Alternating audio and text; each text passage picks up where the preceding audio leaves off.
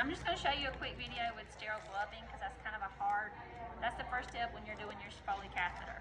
So you're going to open up your pack, make sure you see these borders. You're going to pull the 1-inch borders. So right here, that kind of gives you, that's your 1 inch. You can touch just that. Now I'm going to open, and you kind of have to turn, kind of pull on it because it'll close. If it closes back up, you've kind of broken sterile field because you've already touched those corners. All right, so I'm going to don my dominant hand by picking up the cuff. And you'll see these gloves are a little bit nicer than your, I'm going to pull down. All right, I'm going to take this hand, and you kind of have to hold. If you have to touch right there, that's okay.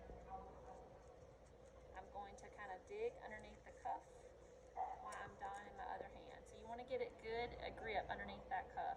You don't want to just barely put 2 fingers. I'm going to put this hand inside, and I'm going to hitchhike this thumb. Sometimes if you leave that thumb down, you're likely to touch your other hand. So I always say hitchhike your thumb like you need a ride. Okay? And then you just slide that hand on. Then I can get, if I had 2 fingers, say if you messed up, and yours looks like this, of course it happens, and you got 2 fingers in one hand, it's okay. Once you get your sterile glove on both hands, then you can always adjust and fix it. You just don't want to pull back here. You don't want to get close to breaking sterile field. You want to just kind of keep right there. All right, now your hands are sterile. Make sure you never, one thing I didn't say earlier is you never turn your back on your sterile field. So it considers contaminated because you don't know if that patient took her hand and hit her over there into your sterile field. So never turn your back. But when I did Foley's, you noticed how I always kept myself positioned where I never turned my back. So never turn your back. Keep your hands above your waist at all times. If they drop below your waist, you're considered breaking sterile field.